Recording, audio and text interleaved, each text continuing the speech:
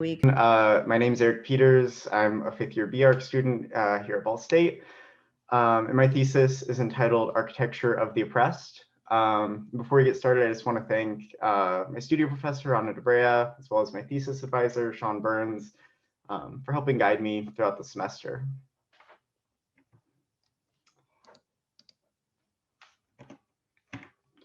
So to begin, the project questions the architect's role in addressing complex social issues in urban environments.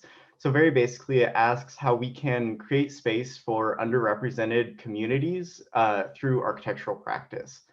Through occupation of leftover and interstitial sites, a more equitable space is able to be created, not subject to more traditional architectural limitations. Additionally, the thesis investigates the use of architecture as a storytelling mechanism. How can we create more than just buildings, but a shared experience that is uniquely human?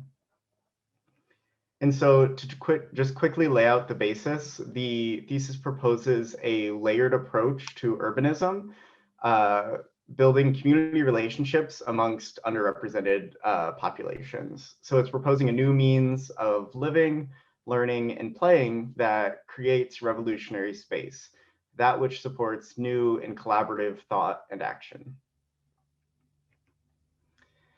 The site is a 4-block area in the Soho neighborhood of New York City, and it's located in one of the most prominent and recognizable cities in the world.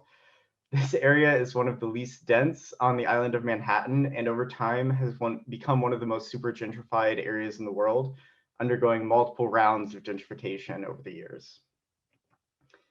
The difference in vertical density can better be seen through this image, comparing the financial district of southern Manhattan and the high rises of Midtown. The neighborhoods between have, like I said, have been cyclically gentrified, ever increasing property costs alongside increasingly restrictive zoning ordinances, making it nearly impossible to create or carve out the space needed to provide for citizens who aren't in the top 1%. As the neighborhood has become more and more gentrified, artists and economic diversity has been pushed out in favor of high-end retail and luxury apartments. And to put this into some perspective, the average income of residents in this area is a little over $200,000. So to combat this, the project focuses on creation of community resources and public housing in order to redefine the neighborhood, forcing these public resources, which have so long been neglected, to now take the form of a looming cloud overhead that will no longer be able to be pushed aside. The thesis draws from a wide range of research and is heavily influenced by the work of Lebbeus Woods in his Architecture and War, Bernard Tschumy's Le Fresnoy, and John Haydock's series of Masks. Each of these approach in their own way a political architecture, pushing the boundaries of a more traditional practice. And through a series of diagrammatic studies, these theories were translated to the project, creating layered realities and gaining an understanding of the solidity of the past, the moving present, and the undefined future, which is somewhat full of an uneasy hope of a better tomorrow. The result is a landmark within the city, a floating testament to the future of representation and equality, tethered by ingrained monuments to those which occupy the spaces above and below.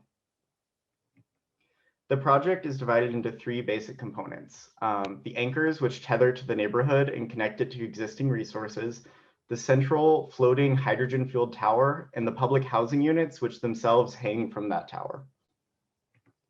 So diagrammatically, these 3 components can be seen here as a man-made cloud powered by the hydrogen energy in the tower grants upward lift, while simultaneously exuding an ominous presence over the city. This hydrogen energy is a clean and efficient means of energy distribution, able to store large amounts of energy in a small form factor. And the only off-gassing is that water, which is fueling the propulsion above. The housing swarms around this central element, and monumental creatures root themselves in the man-made landscape of the city.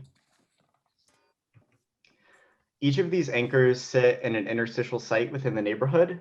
This concept is able to be further expanded as need and interest grows, able to spring up across the city by utilizing land which is otherwise unusable based on current zoning restrictions. And though the scale of the piece may seem ridiculous, context is somewhat key. So this diagram shows the height comparison of the proposed tower to that of the iconic Empire State Building, which is only a few subway stops away. The project also differentiates itself in the way public and private spaces are divided, contrasting a more traditional tower's public base and instead opting for a much more hybrid approach to public and private space, resulting in new and unexpected programmatic interactions throughout. And these programmatic elements are broken down here. The public housing is supported through a wide variety of elements, including large community markets, performance spaces, classrooms, laboratories, and exhibition spaces throughout. And this housing element is not only the most prominent, but also the most variable. It's not predetermined in its orientation, but rather follows a series of rules which allow occupants to inhabit the vertical space as they see fit. So now to dive in a little bit more into the specifics, the experience of the project really begins with the anchors connecting to the existing community. These themselves provide a wide variety of public resources, which also, while also becoming characters in the story which unfolds, each with their own unique character and personality. And these anchors are meant to be more than just buildings, but can also be interpreted themselves as somewhat sculptural pieces, intended to evoke a certain shared emotion and experience amongst onlookers. Like pieces in a chess set, they each are unique, but relate to one another to tell a larger story. So the first is the Angel, which is a space meant to commemorate those which are forgotten, continually kind of reaching upward. It's a hopeful space. And in section, the Angel exhibits programmatic elements which serve all, from community kitchens and dining spaces to classrooms. These connect to both the street level as well as the surrounding buildings, which it bolsters itself against. The top levels of the Angel form the what has been termed the Temple of Knowledge, which is an introspective space, creating a sort of pilgrimage of learning in various different varieties. And the lower levels hold other programmatic elements mentioned, all able to be experienced on the way up to the gondola platform connecting to the tower. The Temple of Knowledge perhaps best represents the Angel character overall, reaching upwards to find some light in the city and a more just world. The next anchor is the Sentry, which deeply roots itself in the landscape, creating a sense of solidity and permanence. So here we can see the Sentry in section as it roots itself into the ground, burrowing out space for classrooms, studios, and other programmatic elements. The upper portion features laboratories as well as spaces for incubation and performance of arts and culture, as these serve as the backbone for any community, with new ideas being crucial to its success. The lower levels of the Sentry connect to the existing subway system of New York, furthering the accessibility to the city as a whole. And at the street level, this ingrained nature is uniquely noticeable as the street level drops 7 stories just beyond the glazing. The interior presents a dynamic and vertical circulation hub connecting the cities above and below. The third is the Wanderer, which ventures into the street, bracing itself against existing buildings. And though the smallest anchor, it serves as the most active and dynamic ones. It contains movement-oriented programmatic elements, such as recreation space and abundant circulation connecting to the street to transition pedestrians up into the new public realm being created. The Wanderer's uppermost portion contains a light-filled, energetic gondola boarding and receiving station, continuing the energy of the street up into the sky. And this transit is ever moving, going back and forth, connecting the existing and the future. This vertical circulation is becoming increasingly prevalent as cities continue to densify. The next component is the central suspended tower. This bold statement floats above the city grid, occupying the public realm above the street, while simultaneously avoiding zoning restrictions based on site, as it doesn't actually have one. The structure, inspired by the work of Robert Ray Lecoulai's explorations into maximal span and minimal weight, is intended to be ethereal while having a looming presence over the neighborhood, undeniably other in its perception. This tower has within it a variety of parts, with the experience likely starting with the large cloud above. The crane atop the piece is there forever to change the orientation of the various pods and add to the structure, as it's never truly complete. And in context, it adds a unique element to the iconic skyline of the city, a future of vertical urbanism.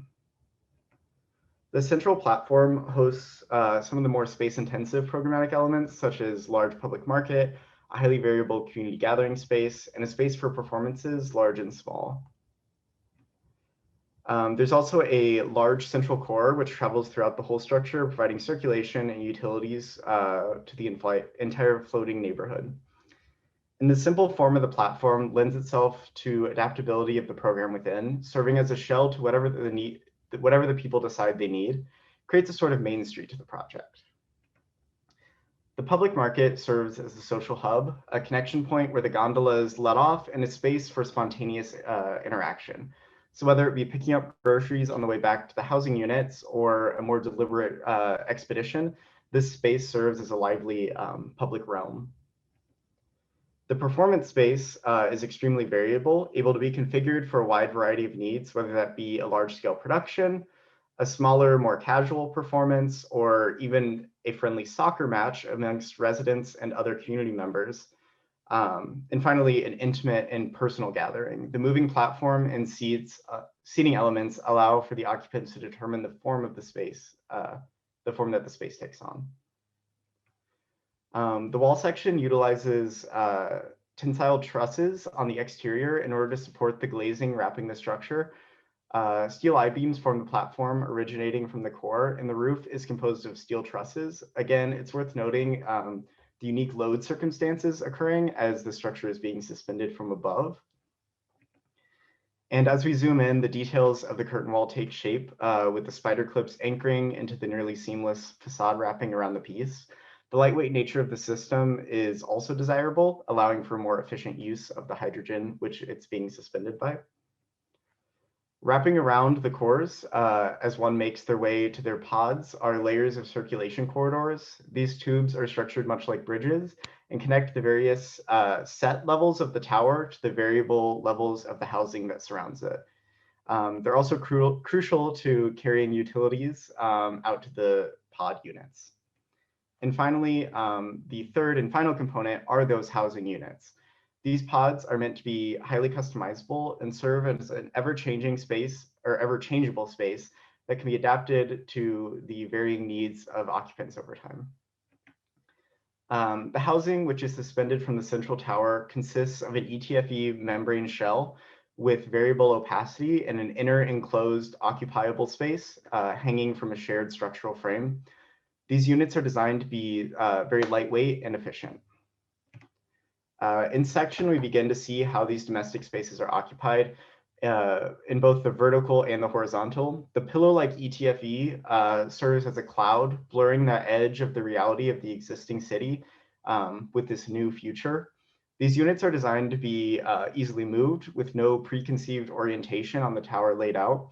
Instead, a set of rules are put into place requiring that they must be tethered back to the tower and connect to the complex circulation corridors.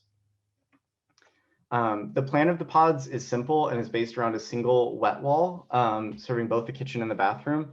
And this plan, like most other things, though, is merely a sample of what is possible, with adaptations easily made for different abilities and needs of the occupants. And the experience of the space is familiar yet entirely unique, reminiscent of high-rise living, but with a major technological twist. The pods also benefit from the hydrogen production of the project. The ETFE is filled with hydrogen instead of regular air, and this grants a certain amount of upward lift to the pieces while also providing climactic comfort. Hydrogen is a very conductive material, actually making it a terrible insulator, but a great carrier of heat or cool Therefore, the pods receive either warm or cooled hydrogen, depending on the weather, and are ambiently climate controlled. And the transient nature of these pods, able to be oriented and reoriented to fit whatever current demands dictate, is key to their success. So whether that be further separation across the height of the tower or increased density in order to provide maximal housing, this transient nature is intended to prevent further gentrification of these homes, as they are themselves impermanent. So all in all, the project aims to create another world within the Soho neighborhood, one which gives the underrepresented communities, whether that be based on race, gender, sexuality, or economic position, a desirable place within the city. It hopes to tell their stories and connect the haves and have-nots through a purposefully and boldly other means. So with that, I thank you and be happy to answer any questions you may have.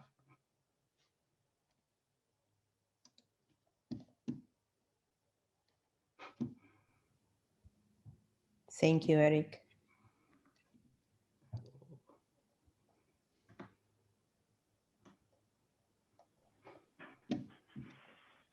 So Eric, I'm sorry, just one point of clarification. You have a lot of rendered images of particular parts of the program. Can you talk a little bit about how you decided to privilege those elements of, because there's so many different things that you could have developed.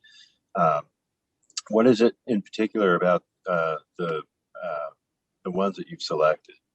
Right. I think since there are so many aspects to the projects and so many spaces, I really had to think about one space in each anchor or each component of the project that really showcase the overall feeling of the piece. So I tried to prioritize that and show the differences in the different anchors and the experience of those. So show how different the angel's experience is to that of the wanderer, if that makes sense. Yeah, definitely. I mean, because I'm searching for there's a rhetoric embedded in the image that you're showing in a very Levius Woods kind of way, right? And so the narrative that you're creating is really important, and the differences that you're showcasing, I think, are quite remarkable. And so I'm just curious if you had a sort of deeper thread of connective tissue for the selection of that rhetoric. Yeah, I mean, I think I was just trying to think about the unique experiences of each of the components of the project, I guess, and that which connects to different parts of the story. Very nice.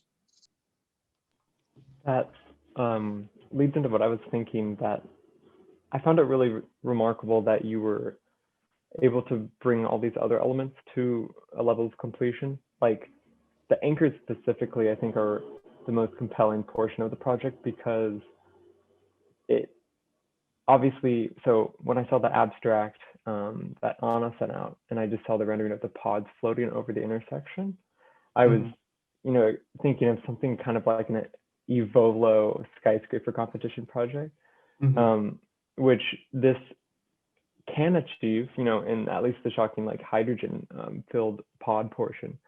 But with the anchors, I think it adds a completely different level, especially since you spent so much time developing them, because it really kind of shows the completion of this as a thesis, because now it's a lot more imaginable that this could be reproduced across the city or any city, because you've got the infill lot portion and then the air rights portion, and that's kind of just all you need if the hydrogen's ability to combust is controlled, because I know that was the Zeppelin's issue, right? That was why they canceled the airships, but because helium was just too rare and it didn't combust. But hydrogen was was the more readily available one. But it's, I was really interested to hear like if you had any ideas about the expandability of this as a very simple kind of real estate model, as in you know, like New York City, you really only have either infill lots, really small ones these days, or you have like kind of weird renovations of existing buildings. And it's just, there's not much new construction in Manhattan. So it makes sense in Manhattan, but I was curious to hear if you conceive of this as a more broad than just Soho. Yeah, I think so. I mean, obviously I've been a little, you know, hyper focused on this specific area, but I think as a model, it's somewhat transferable to different cities, especially more growing, continually densifying cities. Maybe not so much like post-industrial ones that have a lot of land. Right. Yeah. So, Eric, really beautiful job. I'm really just super blown away by the level of detail and thought that you've put into the project. Thanks. But that, to me, the siting of this project is still questionable to me. The Soho, when it seems like this type of project. You know, I mean, I guess you're making the political statement by putting it in a kind of contested, gentrifying neighborhood, but it seems like this type of proposal could start to rethink about where you start to develop the city and the type of lots that you put it into, or the type of airspaces over. So being over something, over a neighborhood, I don't know what the benefit is yet. You know, the crosshatch of the living above and the living below, when it seems like there's a bunch of potential in New York. Like when you showed the initial image, the initial slide of New York as black and white, and you have those huge stretches of river, you know, there's probably some industrial areas that are still sort of trying to figure out what to do with. So I would, how critical was it that it was to you that it was in Soho, now that you're at the end of the project? It was probably a good starting point, but reflecting on it, what do you think? I don't think it's necessarily super critical. I think, you know, the original thought was that it was kind of a political statement about gentrification and kind of the like over consumerism of the area, I guess, that it's kind of so based on profit and I don't know, the bottom line. And so kind of trying to contest that. But I think now that I'm kind of at the end, I definitely see how it could be more of a commentary on the siting within a city and the I don't know that the density, I guess, is like the crucial argument as much anymore, if that makes sense. Yeah. Yeah, well, I guess it's just, I mean, you talked about I think you mentioned like inclusiveness, and you're trying to touch on other maybe populations of the city that have been displaced by, you know, the inequality of income and things. So I just wonder, like, is there better potential if this was located in different areas, you know, that maybe make boundaries or challenge boundaries in different ways, I guess. So I just think the project's super challenging the way I'm thinking about things. I agree with Eric Lawler on the anchors being to me, the really interesting part. I mean, I love the tower and the investigation, totally love it. But the anchors are like really, really well done. And that maybe is where you make the case for Soho. That's where this type of thing, because of the idiosyncratic nature of what Soho is, that's where it emerged from. But I'll let the other smart people talk. Thank you.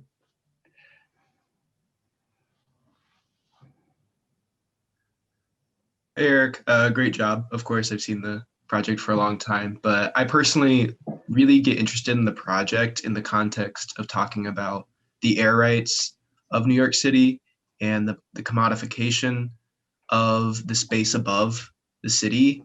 And I think this just adds, like, this is a totally different, way of viewing that space that has become, part of this capitalist city. So this is taking another look at it. And I really enjoy it from that perspective.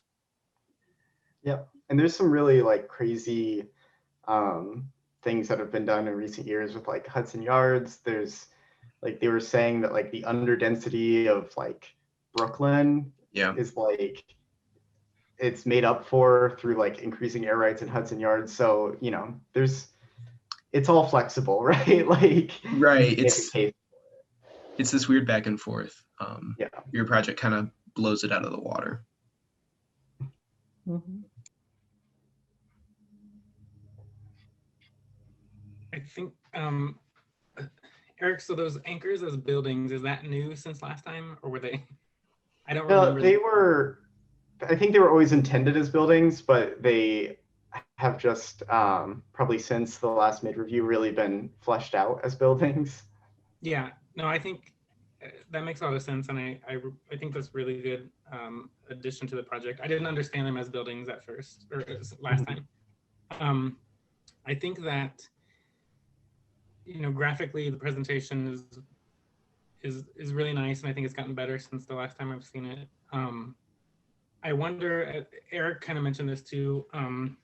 You talked about it not being totally ever complete and kind of transient. Could these pods maybe move from city to city? I know that we're talking about,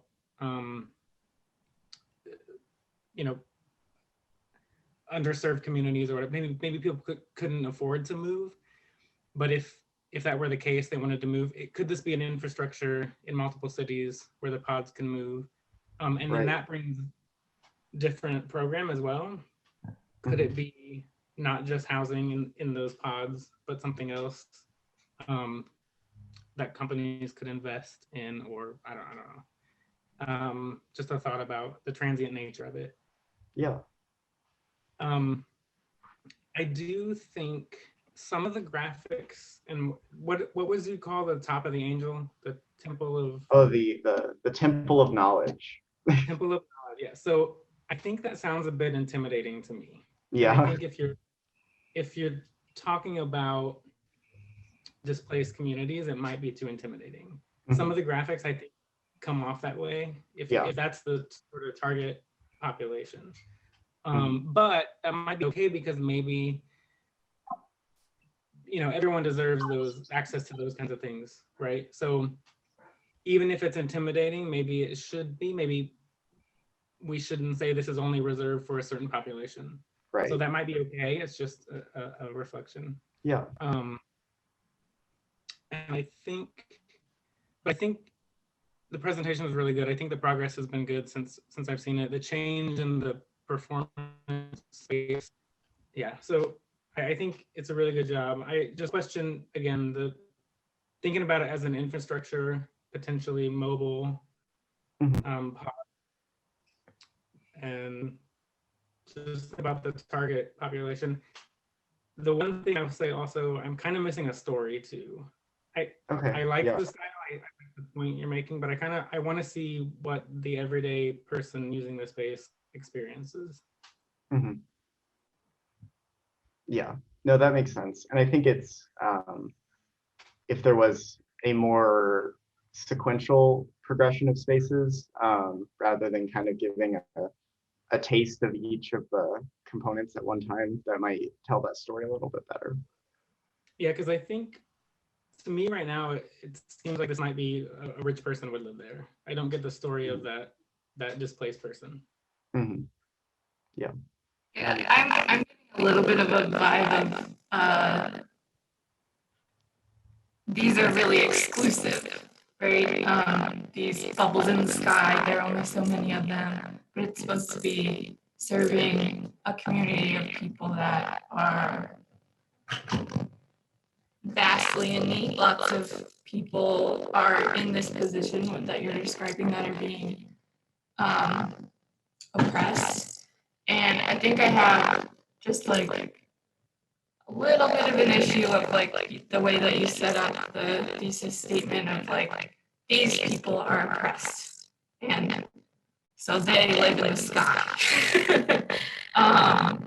And it's a tough one, and I think it's not solely just architects' job to define the solution for oppression and gentrification and how to ease those things that society has set up for us.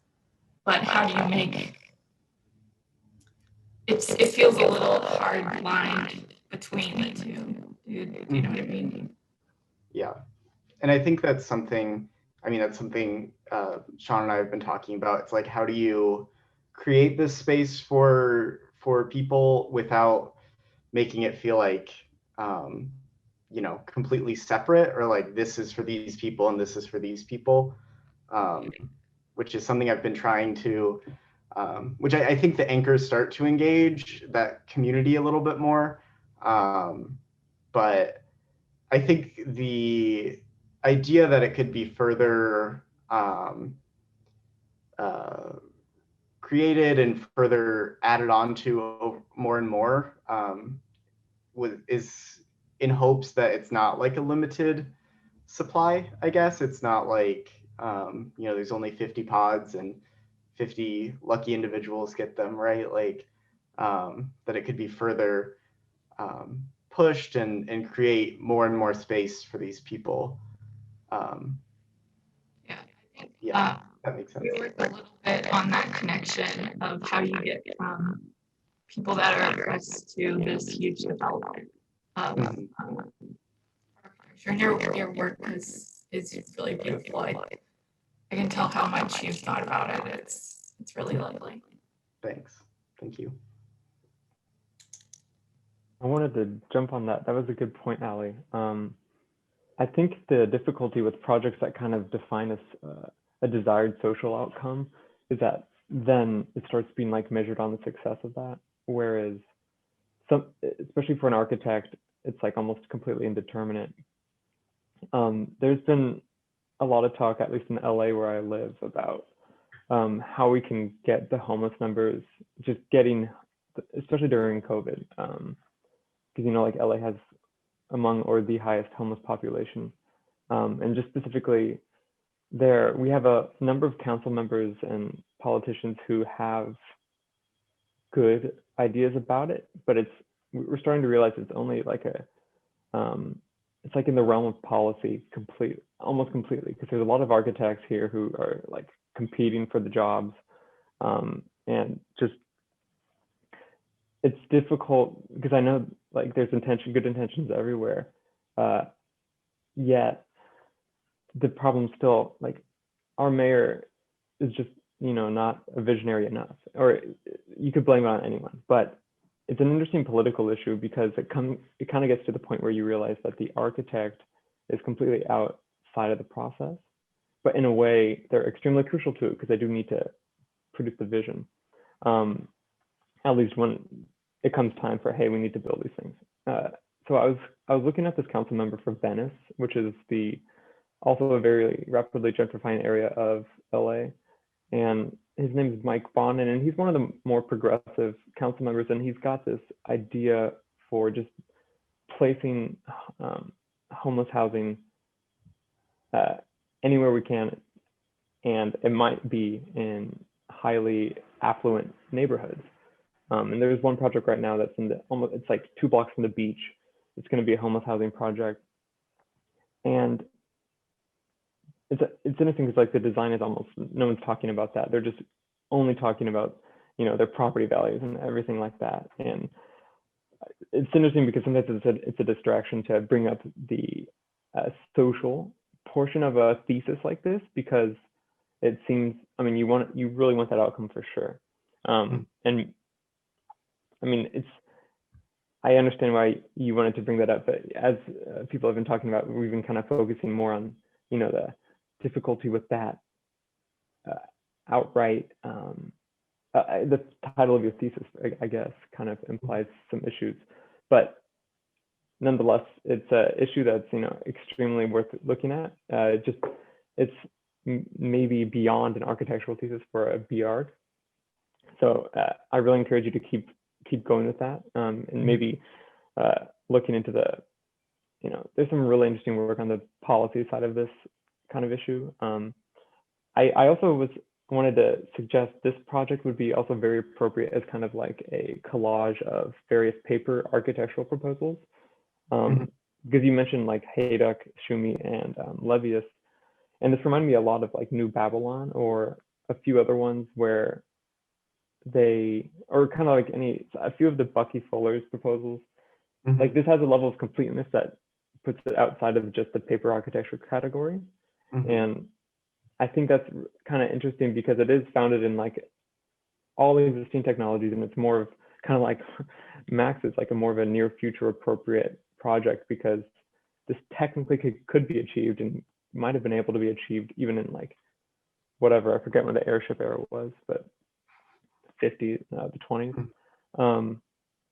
So it's interesting because there's different levels to this project where there is like you have this social motivation, which I think people have criticized for good reason and supported. And then there's also the like architectural like imagination portion, which is obviously more apparent because of the renderings and the drawings, but I think it's interesting to figure out how, because it's like one of the biggest issues. How do you combine those two things? But I'm just going to jump in on that a little bit. That I think like the homeless thing, just quickly, people have said that we easily have the money to fix our homeless problem, but there's this whole idea of fairness that goes on to that.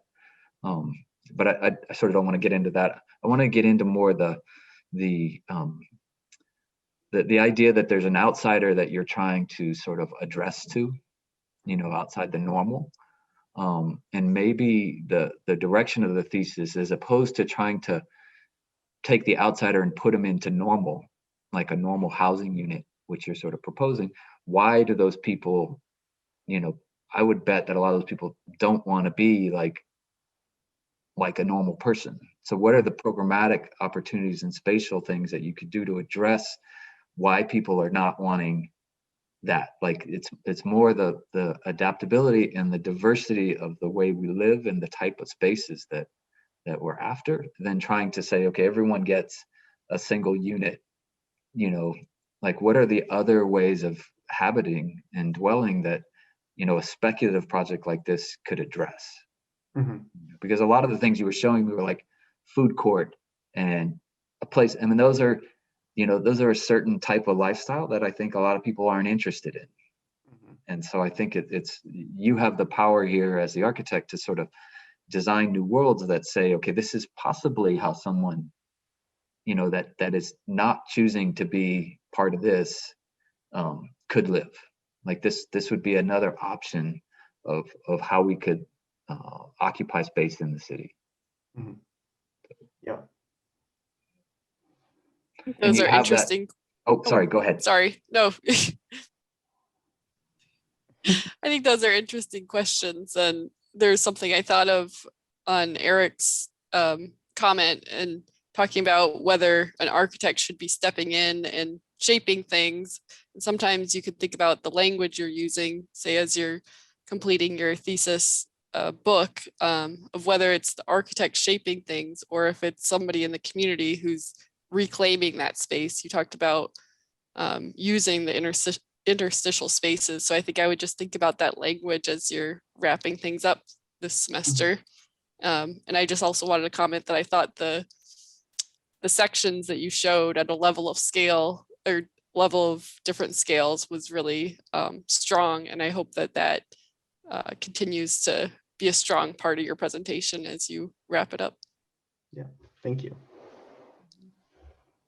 I'll jump in, Eric. Beautiful project, beautifully presented, and fraught with all these interesting conversational points.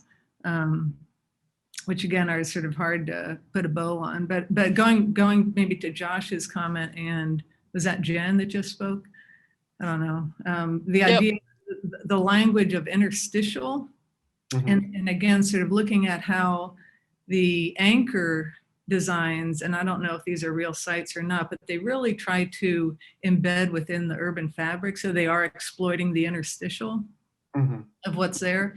And I wonder if versus the housing, which seems to be, Josh made an argument, potential argument for it, which I wasn't thinking of, that perhaps people want to be separated, but it is a very isolating, sort of the underpinning identity of that is to separate and isolate, because you're going up into another layer, versus the interstitial anchors, which are embedded. And so I just wonder again, if is it that sort of foundational architectural move, am I embedding or am I separating? You know, how do you connect that to the idea of the underrepresented population? Should they be more ideally integrated into the fabric of the city versus separated from? Right. So that was one just interesting point, again, sort of discussed from different points of view, which I thought was good. The other, you just made an offhand comment, and I don't know if you developed that at all, the idea of the sort of public versus private, and your sort of, I guess, exploding the norm of that, where the public is you know, down below all the time and the private spaces are up above in a typical tower. Did you delve into that anymore? I mean, you commented on it, but is the architecture commenting on it ultimately, or you just sort of set that aside?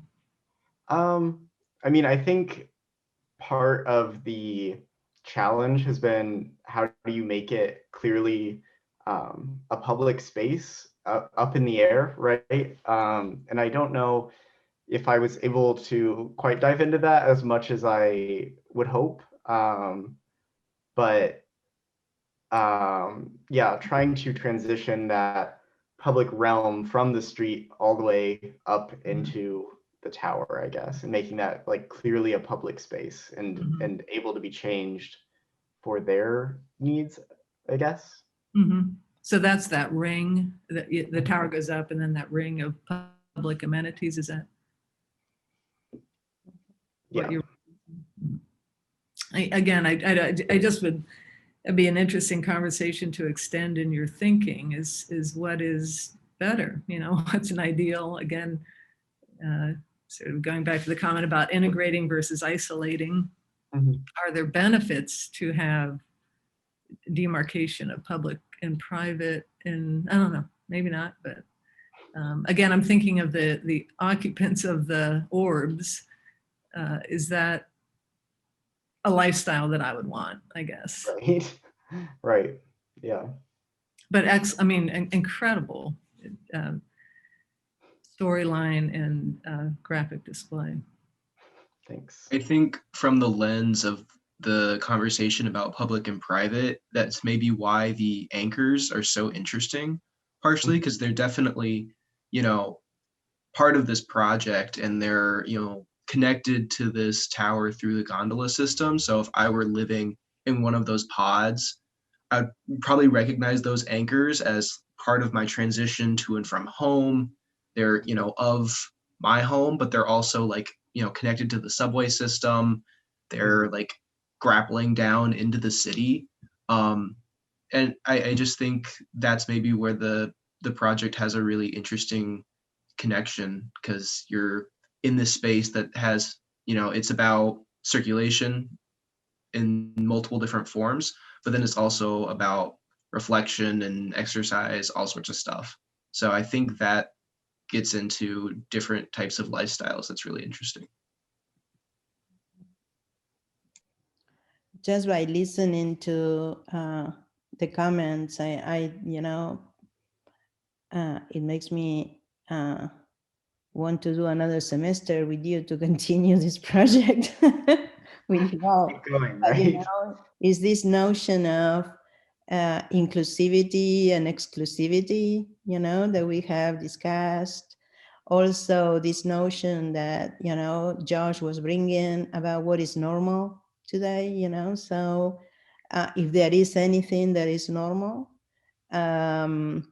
just to question that, what is normal. I remember when I was living in Germany, it was the Jewish Museum by Daniel Libeskind was being discussed, and this notion of making it as an extension of the Berlin Museum was really a topic that was really discussed very seriously, because it is not located where all the museums are and where all the tourists go, and this museum, the side is on the other side, the gray side of Berlin. So people needed to move there to be able, but so that's a decision, right? This wasn't a museum, for people to go and take a look to what is the spectacle in the contemporary world. This was a different type of museum. So maybe you also want to, maybe these bubbles, these units are not, for touch the notion of what is, temporary and what is fixed there. Maybe, those are units that people rent for, less. It's not that they live there for their entire life. And maybe it's a manifesto, this project, to say, to challenge that, what is normal, what is to be permanent, what is to, permanent today, what is, so it touches the notion of context, right? Where you put it, the concept of what is normal, right? And I believe that is interesting. And one other thing I would say, that in your scenario, the same as I was referring earlier in relationship to Ellie, you started this project time ago, so you had other projects that you did that touch the same subject, the same topic. And I think that that should be part of your presentation. You are not going to show all those projects, but saying that this is not an idea that is just for the thesis, that you have been, right, and developing this, taking it further, and maybe you will continue, right? So in the future. So I think that that is, tie those notes, because, I think it's important from where how you selected this topic and what you are really questioning or trying to learn better, right? So what that means, sometimes we need to make it really, maybe the form that you are choosing, the way to approach the streets and the sidewalks and the other buildings that are in the area, maybe something to say, hey, we are here, right? So and so I think that I from that point of view, I find this very interesting. But I would make it clear, for the future, right? Not just for this course, but just saying you started, right? Last semester projects were a lot related to this, right? Right. So I think that that would be a good thing also when you tell your story, Yeah, I think you're picking up on that, Anna. It's not just for this course. You obviously have something to say, and there are a number of competitions out there. Have you looked into different competition possibilities just in the past? Like, have you ever seen this one called Fairy Tales? I have, yeah. Right.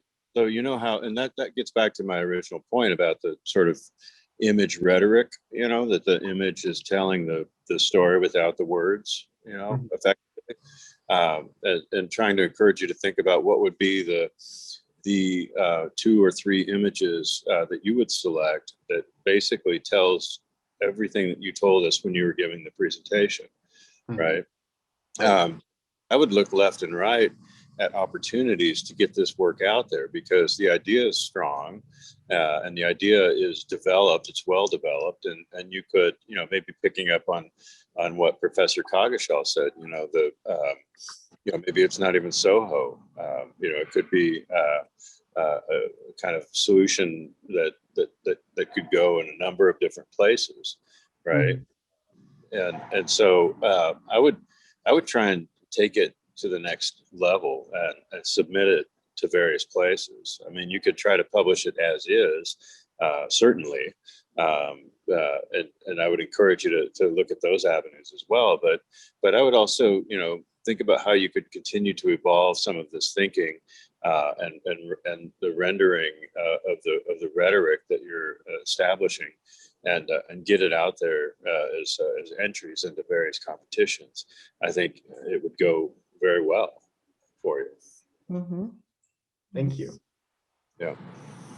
Eric, just great job. I mean, all the way through. It was fun working with you on this thing. It'd be interesting to take a step back sometime, like after this is all done, just to think about the interest you had in some of the early theorists like Hayduck, Woods, and to think like, what did you learn and what did you reflect on? Do you still like, did you agree with some of the stuff they're doing?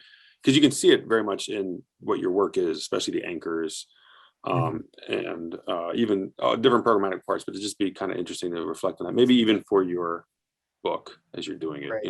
The reflection part, because I know that was what drew you in originally to some of the moves you made, and be good to keep hold of that a little bit too. Yeah, absolutely. One suggestion, since it seems like I think everyone agrees that the project itself is really solid and the execution is really well done. It seems like everyone is mostly getting hung up with the framing of it. So one book I think you would appreciate, mostly because there's a whole chapter on New York, is this one called In Defense of Housing, which basically is by David Madden and Peter Marcuse. And it kind of goes into the history of public housing, specifically for the United States, and why it doesn't exist. Oh, Josh? Oh, he's saying bye. Okay. I thought he was just saying that's a good book, but it is a good book. Anyway, I think that would really help you develop kind of the framing of it as, I mean, maybe this isn't the project to solve the public housing crisis, but it's an interesting to frame it historically. Why is there such a lack in the United States, and why are there no more projects since the 70s that are social housing? So it's a really interesting problem, but yeah, this project's really solid. Thanks. I think I want to add so I think this is the third time maybe I've done this project, and the tower was always the most interesting to me, but now I think the anchors are. And I think that if you're talking about displaced people, focusing on the anchors on the ground in the neighborhood, if I were a displaced person trying to go up to my apartment in the bubble, I don't want to walk through, Bloomingdale's or whatever. So making sure that those anchors stay true to the mission of this project. And I also just want to point out, I know being part of these reviews have been really great, and I think that the conversations have been really good from all of the projects from all of you. So I thank you all for that great work. Yep. Yeah, that's great. I like these conversations that we have been having, right, during the whole year, really. And so to me, it's fantastic that, that performance, right, that we started in August thinking of, right, and discussing what a thesis was. And so, but these words are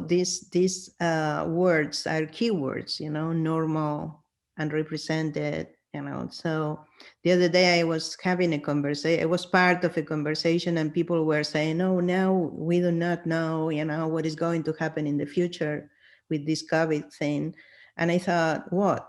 A year ago, we knew what was going to happen in the future. So the future is always uncertain, right? So, but in the discourse, it seems that, we thought, there was a future that was going to be this way.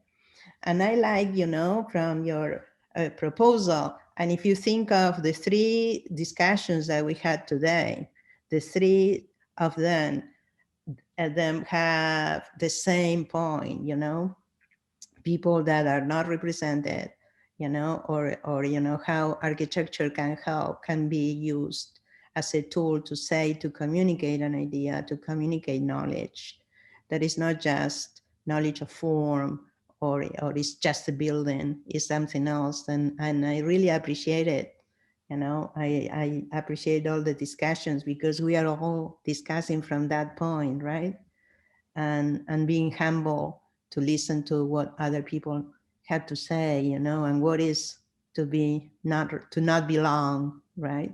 So is that person, right, that Bree was mentioning, that is not, you know, doesn't have the possibility to see, right? And you know, or the others, you know, the people that are vegetarian, or they have, right, different modes or different ways of living. So I think that you are generally in the section, we are discussing about what architecture is, and all these projects are helping us to understand better what architecture is. And I think that that's really excellent. I thank you very much for that.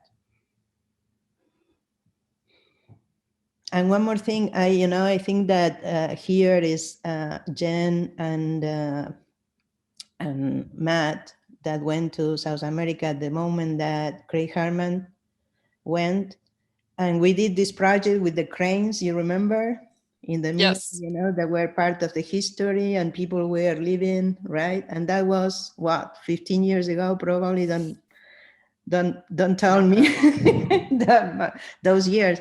But we were transforming cranes, right? In Puerto Madero. You, Eric, know Puerto Madero too, and Ali also, that she left now. But, you know, so that was interesting, because those were, you know, memories. And, you know, and through the architecture, we were activating those memories. And I thought that was a great discussion, that today we are again doing it, right? Discussing the same objectives with different projects. And I think that that's interesting. So very much. Yeah. So great, people. Thank you. I only saw one, but yeah, tremendous. Great job. They were